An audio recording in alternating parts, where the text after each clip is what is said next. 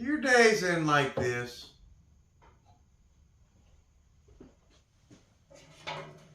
Because you can't do this?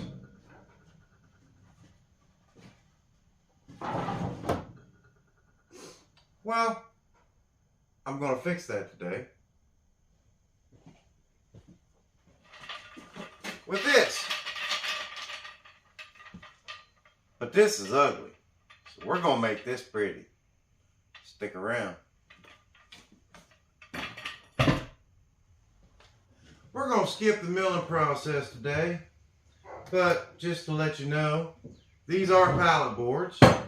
And I need 5 3/4 inch pallet boards, so I had to glue these together. They have been jointed on 2 sides and run through the table saw so I could get a nice glued edge. I'm going to run them through the planer and then we'll be right back. So, see you in a minute. So while I run these to 5 1/4 inches, let me tell you about this project here a little bit. So it has been an idea for over 1.5 years now. My dad had the idea. And I've been trying to figure out the best way to make this thing work. And this idea for these pipes just came to me the other day. See, my original idea came from my old wood storage because I had a bunch of 1/2 inch pipe left over and a bunch of these wall hangers. So I was going to bolt these wall hangers to a board and to some hinges and make them fold up on the wall. Well, that idea didn't really sit well with me because then my pipe clamps would have been stationary. Another thing that really wasn't sitting well with me was the 1/2 inch pipe. The 1/2 inch pipe clamps I do have 2 sets of, but I don't really care for much. They don't have the thickness capacity that I like to use, and I don't know, they don't feel right. I don't like them. So I didn't want to use 1/2 inch pipe clamps. Now before I laid this out, I did set everything on top, all put together, just to make sure everything would fit and function well. So what I'm going to do here is we're going to cut most of the way through this at a 3 inch depth. Why 3 inches? Because I want my pipes to stick out above the actual clamps themselves. And then we are going to put about a 7-degree bevel right here. And then we'll finish it off with a pole saw. Now I'm cutting this at about 6 1/2 inches from the back side of the board. I probably could have got away with 4 1/2, but I had a different design idea later on that I felt would be better. You'll see. Just stick around. Anyways, after getting cut all the way through, I went ahead and used some double-sided tape and ran it through the router with a trim bit. I wanted everything to be nice and smooth. This is going to be in my shop for a very long time, and I want it to be as nice as possible. After getting the first side all cleaned up nice and smooth, I'm going to go ahead and use that one as a template for the other side because I want them to be the same on both sides. Seems logical, right? So this is not going to be a 1 video kind of deal. I'm going to build this in 3 videos because I'm trying to keep my videos around 20 minutes for y'all, and I just can't get it all into 20 minutes. There's no way. So it'll be at least 3 videos. Y'all will have to come back and see the other 2 videos to see the absolute finished project. And since I think this is going to be one of my best shop projects ever, because I know it's a game changer for me and my shop, and I think it can be for you and your shop too. If this doesn't earn a subscription and a like from y'all, I don't know what else I could build that y'all are going to like any more than this. This is an awesome project. And as do most awesome projects go, this one is not a cheap project. If I wasn't using pallet wood, I would be way, way, way over budget. As of right now, to complete this video, I am at about $180 with the 4 pieces of 3/4 inch pipe, a couple of 1/2 inch pipe accessories, some door hinges, some handles, and it's not cheap. So if you're going to build it, you are going to have to be in it for about 250 bucks probably. Maybe even 300 or 400 depending on what type of wood you decide to go with. Because that 250 bucks doesn't even count the cost of my pallet wood. I wanted to make this as structurally sound as possible. So I put a rabbet in the bottom of all my boards. That way I can still screw it to my plywood, but it'll be real nice and snug. Now that I have all my rabbets in place, we can go ahead and cut the plywood. I'm using 3/4 inch plywood. This isn't no fancy plywood. I think it's just a regular, I don't know, cheap shit. But I bought half a sheet because I didn't need a whole sheet, and I really don't like storing excess plywood in my shop. So I only bought a half a sheet. It was like 34 bucks probably, maybe 35 with tax. I didn't really care how the plywood was going to look because I fully intend to cover it up. You're not going to see it. Even if you were going to see it, it's going to get glue squeeze out on it. So I didn't really want none of the fancy stuff. So the size of my plywood is 39.5 by 33 3/8.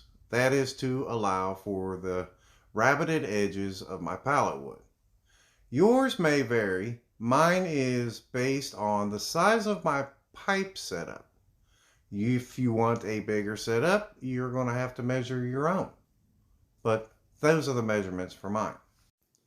I could have added about another 14 inches in length to this thing, but I'd have had to buy more pipe, and it's kind of based on the 2 outlets that are on the back wall. So I think I'm doing all right with this size. I am using 1.25 inch countersink screws to fasten all of my sides of my top down.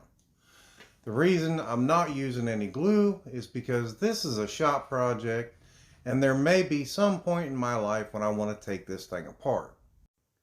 Now, this is only going to get 3 sides on it. The reason being is because pipe clamps have the little twirly handle. And if I put a front on it, I'm not going to be able to twirl my handles very well. And because we are not going to put a front board on this, that's going to leave the plywood exposed. I don't like looking at exposed plywood. So I'm going to cut a 3/4 inch piece of pallet wood, and we're going to glue and brad nail that thing right to the front to hide that ugly exposed plywood, because nobody wants to see that. So while I glue and brad nail this on, let me ask you a question. Do you need something like this in your shop? Well, you can think about it in a couple of ways. Do you have a small shop? Because my shop is 26 by 18, no, 23 by 18. And I consider it a small shop. I definitely don't have the amount of room I would like to have. So being able to fold something like this away actually improves my room quite a bit. Speaking of room, that kind of determined the size clamps I went with.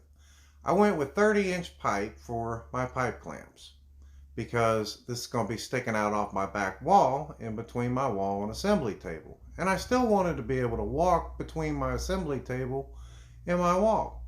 So it comes out around 34 inches from the wall in total. So if you've been watching me for the last couple of months, you've probably noticed me using these gray plastic sheets when I do my glue ups. The glue pops off super easy, and I mean, I got a ton of them. So why not use a perfectly cut piece to cover the bottom of this? That way my glue pops off of my gluing station. Once that's in there, I can go ahead and mount my pipe system. Now I'm using these flanges or shelf hangers or wall mounts, whatever it is you want to call them. That is also another reason why it has taken me so long to decide to do this project. Because when I took that old wood storage down, I had several of these left. But I've actually used several of them on some other projects. So now I only have 3 left. and I knew that I wanted at least 4 clamps in this station. So I knew I was either going to have to buy another flange or come up with a different way of mounting my 3/4 inch pipe. Now I used that extra piece of plastic before mounting these to hold my clamps up. That way they slide nicely and don't get caught on the bottom of this. See, look at that. That's freaking gravy, baby. With everything built and installed, I went ahead and took my pipe clamps out so I could move it over to the wall and measure for the hinge locations. Now I've had these hinges in my drawer for a long time, and I wanted to make sure that I could mount them into the studs. That's why I took it over there and, well, laid it out. Because I know there are 2 studs I want to hit with these heavy duty hinges, and I didn't want to go buy more hinges when I already had these ones in my drawer. I don't know what they were bought for. They've been in my shop for years.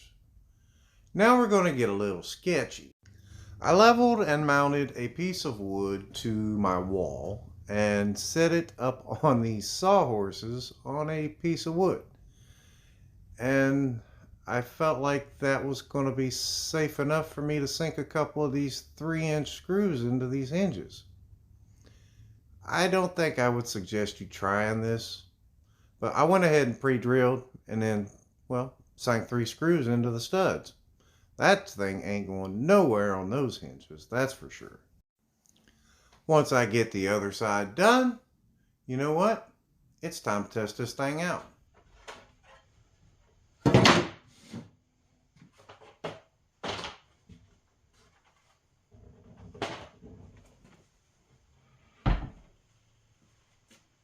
Yay!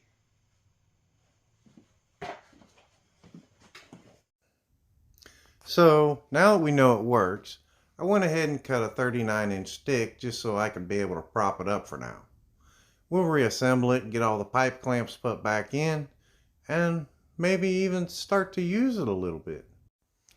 So even though the stick and the folding function are pretty cool, we are not going to be able to just leave it like that, folding up and sitting on a stick. There has to be a better way.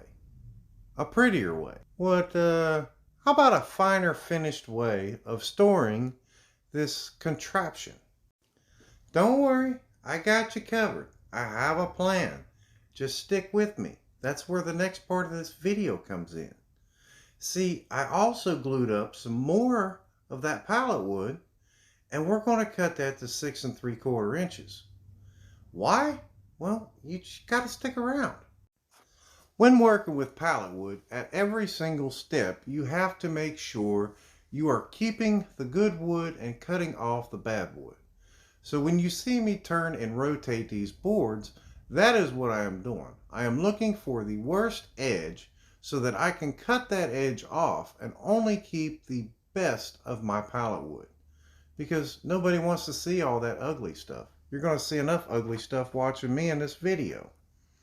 After we get those all run through the table saw, we can go ahead and pocket hole the crap out of these things. Because I'm going to pocket hole these right to my wall, and I'm going to pocket hole them to each other. Because this is going to be a 3-sided structure, and I don't know, it just seems like a good way to do it, I suppose. But we are going to pocket hole the bottom to both of the sides, and then we are going to put 5 pocket holes right into the wall. Seems like a good idea, right?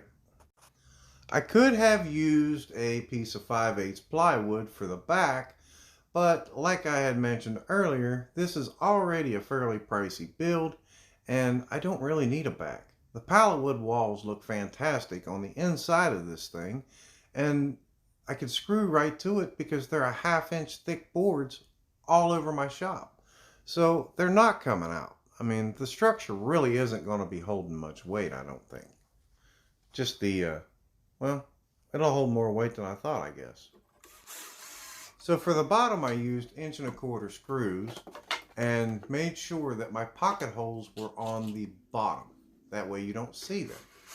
And for the sides, I used 1 1/2 screws.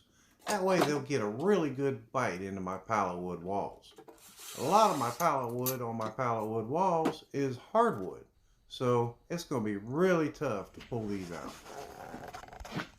After leaving a little message for anybody who decides they're going to take my shop apart, we can go ahead and set this three-sided structure into place and see if it fits. Hey, look at that. It fits. You guys didn't think it wouldn't fit, did you? Of course it'll fit. Anyone who follows me knows my garage floors are garbage. They are not level. Nowhere near it. I know it. And this is where I am making a huge mistake. I should have shimmed the bottom of this thing up, and I absolutely did not. Now, it's not going to cause a problem in this video, but the next video is going to be some serious issues, and you'll just have to come back and see for that later on. But as far as the structure goes, it's mounted to the wall pretty well. I did the bottom first. Now I can go underneath of it with my stick in place and run screws all the way to the top. See, I told you those walls look great inside that little cabinet. I don't think plywood would have looked that good. Hell no, plywood wouldn't have looked that good. And because my hinges make my structure stick out about 5/8 from the wall, I did cut a 5/8 board as a stopper for the bottom of my hinged assembly. That way my top of my cabinet would be flat and not sticking down at an angle. And that's important here later on. You'll see. Now that we have all of the screws in place, we can go ahead and fold this down and get started on some of the other issues. Some of the prettier issues. And while it's still looking pretty shop-tastic at the moment, I have this piece of cedar. You might recognize it, but this piece of cedar I bought, it is 2 inches and it is just the right size for a nice piece of trim for the top of this thing. I went ahead and cut off a chunk that was a nice 1.5 by 1.5 by 42. And then we are going to cut out the edges. That way it will rest inside of the cabinet while resting on the outside of the cabinet. Now this video appears to be full of lots of shady shit. Please do not try any of this at home, and if you do try it at home, it is not my fault. This is stupid. You should not cut it like this. You should make a jig and, well, you should just make a jig. But just make a jig. That was stupid. After being stupid at the table saw, why don't we get stupid over here at the vise? So I went ahead and chucked up a 45-degree chamfer bit in my trim router, palm router, whatever. And I'm going to go all the way around the front edge of this piece with that 45-degree chamfer bit. Normally I would have done this over on the router table, but this piece has a little bit of a bow to it from where I'd cut it, and it released some of that energy. So I didn't feel like I was going to get a very accurate cut over there at the router table, and I just felt like I'd get a more accurate cut this way. I'm kind of feeling like that might be a no. But anyway, I got it on there, and now it's time to fasten this thing down. So I kind of went back and forth on how to mount this thing. I thought about gluing it, but I didn't have any clamps. And I had mentioned that bow before, and I didn't think tape was going to hold that bow in place. So I said, screw it. I put some 2-inch screws right through it and mounted it right into that 3/4 inch piece of wood there on the top. And that's holding pretty tight. That for sure ended up taking the bow out and straightening it out pretty good. Alright, so I'm going to wrap it up there for today because I'm out of time for today and out of budget. So you're going to have to hit that subscribe button and come back and see me put the rest on here. Still a lot to do. But as of right now, it is still very functional. as long as I use a stick. I mean, look at that. You can go very small clamps, or you can use the whole table, because the bars are above the side rails. And when you're done, fold it up, and away you go. So between this and my bench, I still have 36 inches of walkway in between the two. Freaking beautiful. Now, this mat, the glue pops off real easy. There's a couple of screws, one here and one here, in case I ever need to replace it. And as far as cleaning up, you flip these up. All you do. Easy, easy, easy. That's good stuff. I'm digging this thing, man. I'm like super excited to use it. So come back next week and watch me actually use it, because I'm going to use it just like this. Alright. I'm going to see y'all later. Hit that like button, that subscribe button. I'll see y'all next week.